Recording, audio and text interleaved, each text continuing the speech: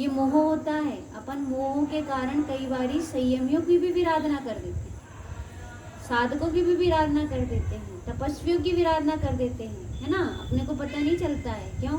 क्योंकि जैसे अपने को लगे कि अपना एक ही लड़का है और एक ही लड़का ब्रह्मचर्य लेना चाहे, तो अपन कहें हे भगवान, पंडित जी साहब यहाँ आना नहीं चाहिए, इसमें सुमत पंडित साहब तो बिल्कुल नहीं आना चाहिए, उनके साथ मेरा लड़का क्या हो जाएगा, विरक्त होकर चला ना जाए, है ना। तो अपन को उसको रोकना है, तो अपन किसकी विराधना कर देंगे, हैं, किसका अपमान कर देंगे कि अपन उनका भी अपमान कर देंगे। आया समझ में?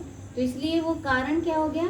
और जैसे ही स्वाति भाभी को भी पता चला कि मेरी लड़की विरक्त हो रही है, तो क्या करें, नहीं मैंने इतना धर्म करने थोड़ी ना बोली थी, इतना नहीं बोली थी, कितना बोली थी कि थोड़ा कर ले, इतना कर ले कि बिगड़ मत, है ना। लेकिन इतना धर्म भी मत कर कि क्या करने लग जाए कि वही वही वही पसंद आने लगे। तो ये अप्रत्यक्षानावरण है। अप्रत्यक्षानावरण कि वो अप्रत्यक्षानावरण क्या करती है कि वो मोह, बस अपने को लगता है कि सुकौशल की माँ ही बस मोही थी, वो अकेली मोही नहीं थी।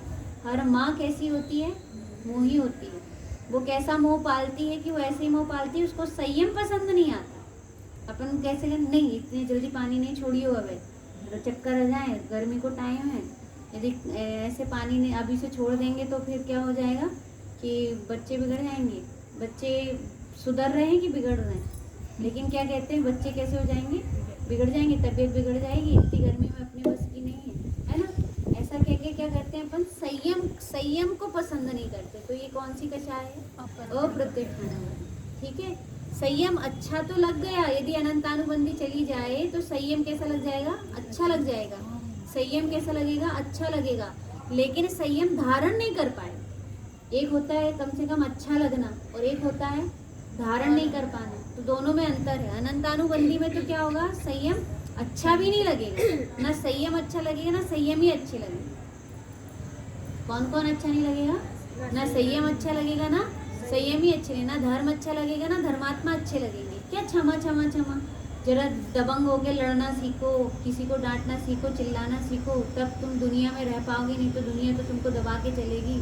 तो ये क्या है कि ये धर्म पसंद नहीं आता, संतोष अच्छा नहीं लगता। क्या संतोष धारण करना, यदि आपका बेटा दुकान खोले और दौलत राम जी जैसे उसने 5 घंटे दुकान चलाई और बंद कर दे, तो क्या कहोगे, जी कौन सी बात होगी, पागल ही गए, हाँ सीधे कहीं कि तुम्हारा दिमाग खराब हो गया, पागल हो गए।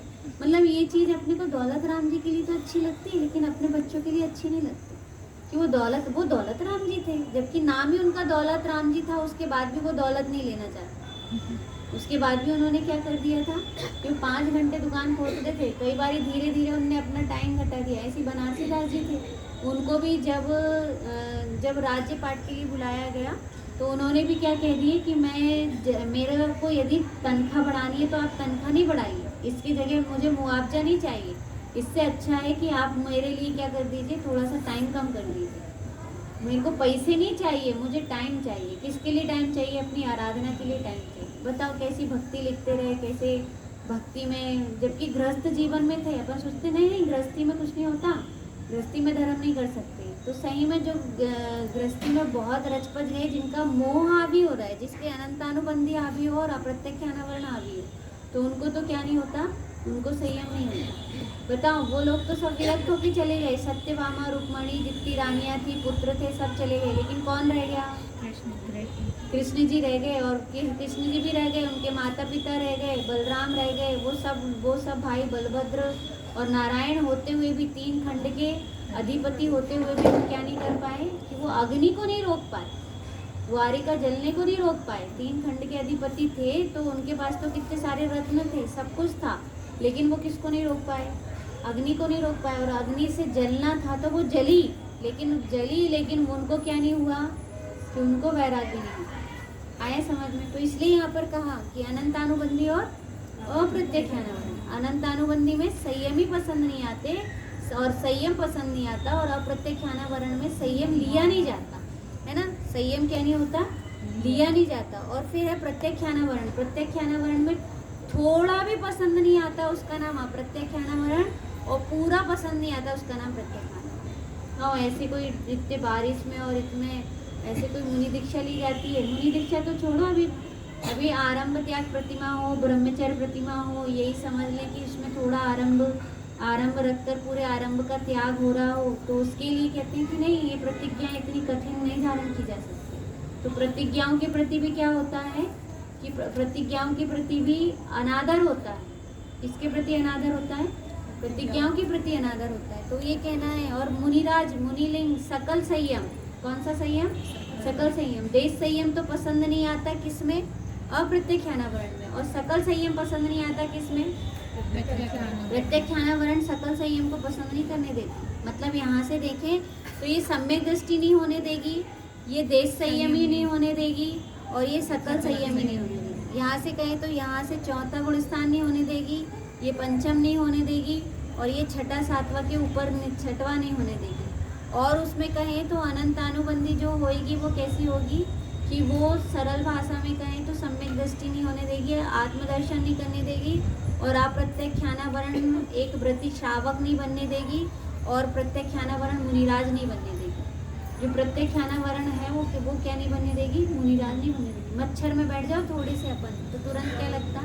आज इतना सुंदर प्रवचन है, आप लोग सुनना। बहुत सुंदर प्रवचन लिए पढ़ने साहब ने आज का। यदि आप लोग सुनते हो कि बीमारी ठीक होती है तो उसके संबंध में जो लिया वो बहुत अच्छा लिया, वो इसी संबंध में है। अपन अप्रत्यक्षानावरण और प्रत्यक्षानावरण को नहीं समझते। अपने को लगता है ना कि जितने डर हैं, मुझे ये लगा कि ये डर निकल जाएंगे। घर में थी मैं तो भैया का बेटा था, भतीजा, उससे पूछा, जब भी उससे पूछते थे, एक तो बेटी है, उसको कहा कि अनंगसरा बनकर बैठ जाओ, और भाई अजगर बनकर आ रहा है और आपको खा रहा है, ऐसे करके उनको एक ऐसा वो करवाते थे, नाटक करवाते थे वही घर पे बैठे बैठे। तो वो ऐसे अनंगसरा बनकर बैठ गई वो और वहाँ से कौन आया? भाई आया, और मैंने निकल गया, यहाँ से निकल गया, यहाँ से निकल गया, और उसके बाद भी विचलित नहीं होना, मैं आत्मा हूँ, शरीर नहीं हूँ। तो ऐसे वो करती थी, ऐसे उसको बना के बिठा दिया कि मुनिराज बनकर बैठ जाओ, और इधर से शेर आ रहा है और शेरनी खा रही है, वो माँ है। तो बच्ची को कह दिया कि तुम बन जाना शेरनी और भैया बन जाएगा मुनिराज। तो पता है उस टाइम पे जब उसको ये कराया तो उसने क्या कहा? मुझे बहुत डर लगने लगा, कहते मुनिराज बनने से। मैंने कहा क्यों लगने लगा? तो कहते मुनिराज बनने तो शेरनी खा जाएगी, शेर आ जाएंगे और शेर खा जाएंगे। तो मैंने कहा कितना प्रैक्टिकल है, कि इतना प्रैक्टिकल उसको समझे। तो पंडित जी साहब ने इतना अच्छा लिए, मच्छर काट रहे हैं तो मच्छर अपनी योग्यता से काट रहे हैं। बीमारी का लक्ष्य रख के अपन एक मच्छर को भी न बैठने देते हैं, लेकिन मच्छर में और शरीर में अन्योन्य भाव, इतनी बढ़िया बढ़िया, मतलब जो एक अंदर कहीं बैठी रहती है ना, अपने अंदर भूल बैठी रहती है संयम संबंधी, वो पूरी संयम संबंधी पूरी जो भूल है, वो जो चार अभाव पढ़ा रहे हैं अभी, ऐसा लग रहा है कि उससे निकल जाएगी। क्योंकि अपने को अभी चार अभाव इसीलिए ऐसा लगता है कि दवाई बिना कैसा नहीं होगा, कि दवाई बिना स्वस्थता नहीं आएगी। लेकिन फिर दवाई बिना स्वस्थता नहीं आएगी तो कितने सारे जीव हैं जिनको दवाई नहीं खा रहे हैं फिर भी स्वस्थता है। कारण क्या है? अपने को लगता है अंग्रेजी दवाई तो खानी पड़ेगी, ऑपरेशन तो कराना ही पड़ेगा, बिना ऑपरेशन के बिना दवाई खाए तो कुछ हो ही नहीं सकता। हमने तो देखा, जैसे पंडित जी भी बोल रहे थे, जैसे चेतना दीदी हैं, वो कितनी दवाई खा रही हैं और कितना उनका ऑपरेशन हो गया है, सब कुछ हो गया है, लेकिन उसके बाद भी वो कैसी हैं कि उनकी मृत्यु नहीं आ रही। और कई बिल्कुल स्वस्थ हैं और स्वस्थ होकर सबकी क्या हो गई? मृत्यु आ गई।